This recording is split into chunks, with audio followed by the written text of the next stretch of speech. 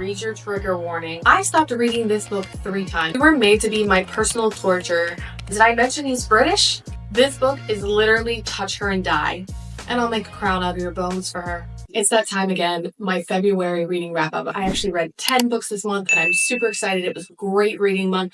Let's get into it. It's at this point where I realized that I actually read 11 books. I read Love and Lattes by Beth Reekles, the author of The Kissing Booth. However, I somehow forgot to put it in this video. The first book I was able to finish in the month of February was Babel by R.F. Kuang. I actually own 2 versions of this book. I own the US version and the UK version. However, I read it as an audiobook and let me tell you, it was such a better experience. Babel follows Robin Swift, a boy taken from his homeland of Canton, China, to study language at the prestigious Language Institute of Oxford called Babel, in hopes that he would be one of the very few people to use Chinese in the silverworking industry. Silverworking is the unique magic system in Babel. It's essentially using words as power.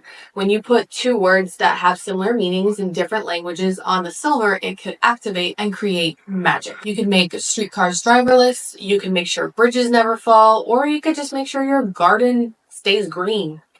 They had silverworking for everything. Robin eventually learns for himself the dark history behind his institute. Robin also comes to a realization that Babel has no good intentions for the future either. This leads Robin down a path of self-discovery and pure destruction.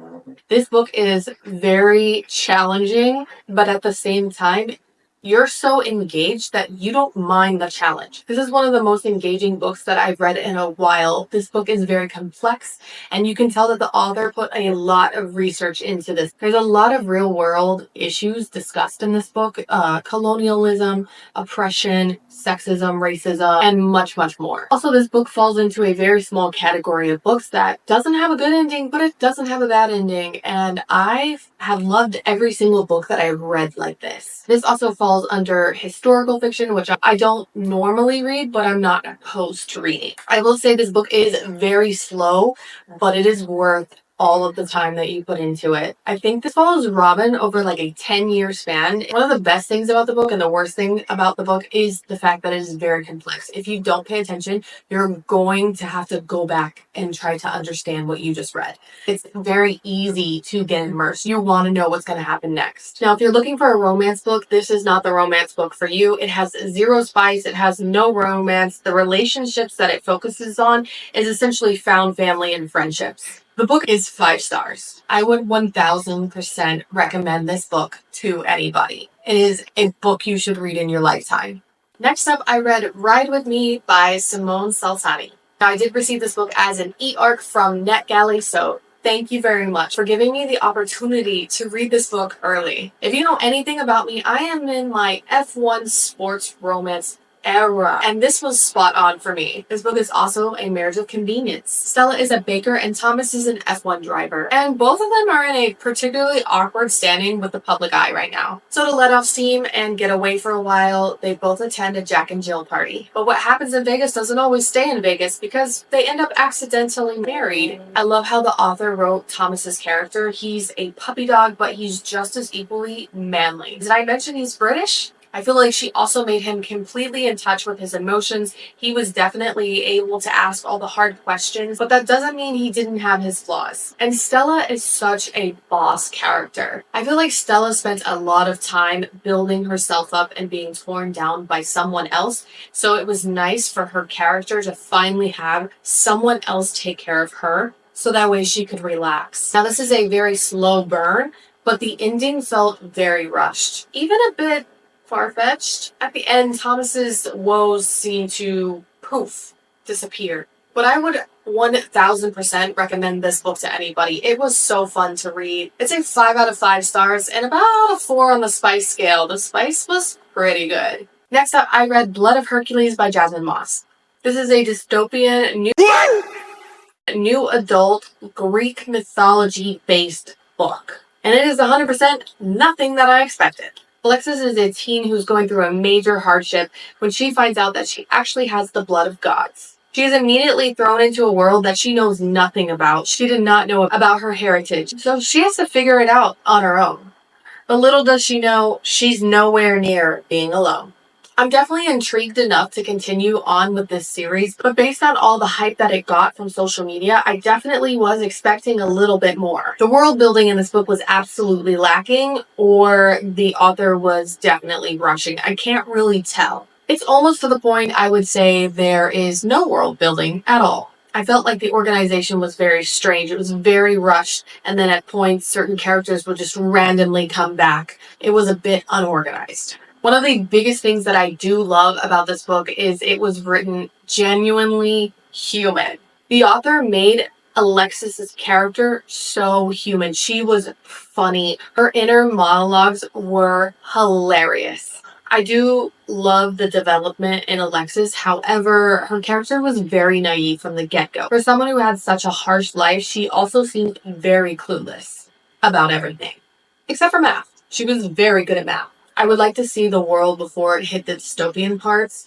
I think that would be a great idea for a prequel. Read your trigger warnings before reading this book. And then the other biggest thing is why choose? It's not my cup of tea. I will continue the story. I'm very intrigued. I need to figure out what happens.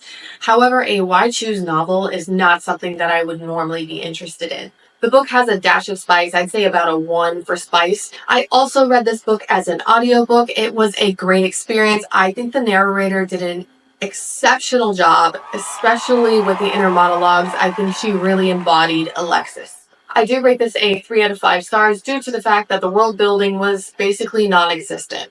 Next up is an e-read that I put off for a very long time. Not for any good reason, just the fact that I put it down and didn't pick it up for a while. The Everking by L.J. Andrews. This is a romance with a little bit of touch her and you die. Eric Bloodsinger is a Fae pirate and he's essentially the villain. But in order to restore freedom to his people and heal his land, he kidnaps the Earth Fae princess. But their history actually goes way back. And as it turns out, the Earth Fae princess actually has the power to heal not only his land, but his heart. The tension in this book was top tier. Eric's character is actually very brutal, yet he is not afraid to bare himself to the Earth Fae princess. Now, I started this book as an e-read, but I'm in an audiobook mood, so I went ahead and got the audio version too. And let me tell you, that was an experience. His audio narrator was spot on. I think his name is Will Thorne. He completely embodied Eric Bloodsinger. So if you can get your hands on the audio version, highly recommend. It's a total experience. The magic system in the series was very unique. I really enjoyed the singing and humming to get the magic to work. I thought that was really, really cool. Not only that, blood magic, that's even cooler. You have sirens, you have fae. The only downside is I feel like there wasn't enough time spent in this book on the magic system. This was clearly just about Eric and Lydia. I feel like the magic actually took a backseat to Eric and Lydia's story. I just wish there was a tad more in this book. I would 2000% recommend this book to anybody. It's 5 stars, got a little bit of spice. I give it about a 3 on the spice scale. There's not only more books in this series, but there are more books in the particular universe, so I will be reading more of L.J. Andrews. Of course, after finishing Everking, I went ahead and read Everqueen by L.J. Andrews. It picks up right where the last one left off. Eric really wants Lydia back. This book is literally touch her and die, and I'll make a crown out of your bones for her. I absolutely love the separation between Lydia and Eric. I felt like it gave the story a lot of dynamic to it. I feel like a lot in her side of the story was more world building, which was really cool, and then within his was a lot more character building. This book gave me exactly what I was missing in the previous book. You got a lot more magic in this one. A lot more. I will say that L.J. Andrews knows how to write an MMC. Eric Bloodsinger is one of the top MMCs that I have ever read about, and L.J. Andrews knew exactly what she was doing when she wrote this character. Eric is still as brutal as in the first book. I'm going to continue the story and read The Mist Thief. I also want to branch out into some of her other books, which happen to be in the same universe, so I really can't wait to read more of L.J. Andrews. I gave the Everqueen 5 out of 5 stars. I felt like the spice was even brought up a notch. I'll give that a 4 out of 5. Highly, highly recommend the Everking and Queen duology. The next book up is actually a genre that I don't read much of anymore. The book is You Started It by Jackie Khalilieh. I think I'm saying that right. I apologize if I'm getting it wrong. Again, I received this as an e-arc from NetGalley. I truly, truly appreciate it. I am so thankful that I was able to read this book early. The book revolves around Jamie. She spends her summer alone while her boyfriend is away being a camp counselor. But when he gets back and she thinks everything's going back to normal, he breaks up with her. So what's the logical solution to seeing your now ex kiss another girl within 24 hours of your breakup? Oh, right. Fake dating. Get into a fake relationship immediately. Duh. I stopped reading this book 3 times. Originally, that was because it was YA and very, very cliche. I had thoughts of like, oh, this is Never Have I Ever. I mean, the dude's name is even Ben. But once I finally made it past that 25% mark, I was actually hooked. I binged the rest of it. I'm so glad that I did not DNF it. This book was heartfelt and funny, and I really, really enjoyed it. This book was actually very heartfelt. I feel like every single character had some sort of development. The author touched on a lot of different topics, from anxiety, family trauma, personal growth and healing, cheating, relationships, first love, being decultured, and so much more, which are actually things I never expected from a YA book, and I think it was very good. I would definitely recommend this for younger people who are trying to find themselves. I was pleasantly surprised. I'm definitely giving it a 5 out of 5 stars. It doesn't have any spice, so 0 on the spice scale, and I'm, again, so thankful to NetGalley and the author for allowing me to read this book early. I am so excited. I am so thankful to NetGalley and Nisha J. Tuli for allowing me to read this book early. I was able to get Not Safe for Work by Nisha J. Tuli early as an e-arc on NetGalley. This is Nisha's very first contemporary romance / rom-com, and she nailed it. Now, I already know from the Trial of the Sun Queen that this author is a banter and humor queen. I love Nisha J. Tuli. Love, love, love. I'm currently reading her Artifacts of Uranus. I'm doing it as a buddy read. I'm obsessed with the series. It is so, so good. So I absolutely had no doubts in my mind when she said that she was coming out with a romance book. If you thought she could only write fantasy, you were absolutely wrong. Firstly, look at this cover. This is stunning. It's a workplace romance. It's an enemies to lovers, rivals to lovers, whatever you want to call it, but it is awesome. Trish is an underappreciated engineer at a large company. Just when she's given up, she's actually chosen to go on a leadership retreat with her company. Bad news is she also has to go with the boss's son, who she believes got where he is because he's the boss's son. Not exactly not true. I absolutely binged this book. I think I completed it in a whole day. It involves workplace issues that are actually real. That's what made this book stand out a lot. She touched on racism, sexism, quid pro quo, workplace harassment, unfair promotions, and so much more. The book is spicy. The tension and the banter between the FMC and the MMC was top tier. She always writes characters who absolutely have the best sense of humor. I honestly could not find one thing I disliked about this book. Even the annoying characters had their place and necessity in this book. Thank you again, Nisha J. Tuli and NetGalley, for allowing me to read this book early. I actually already went ahead and pre-ordered the book as well. It is so good. I have to have a physical copy. This book is a 5 out of 5 and a 4 on the spice scale. Thank you, NetGalley, for the opportunity to read this book early. It is Dream Girl Drama by Tessa Bailey. As my second Tessa Bailey book, I am starting to see a pattern in her writing. Her books always seem to be fast-paced, spicy books that don't really have a whole lot of substance. This one in particular follows Sig. He's a professional hockey player, and from the moment that he hears Chloe's voice, he knows she has to be his. But their parents getting married makes that a little difficult. My list of cons for this book actually significantly outweigh the pros. I didn't really enjoy the ditziness from the female main character. I also kind of didn't like the ditziness from the male character. I think the organization was very strange in this. I don't know if it's because I have an advanced reader copy or the final book is like this as well, but there are thoughts that are just randomly placed, and I don't know who they belong to because the book is written in both of their point of view.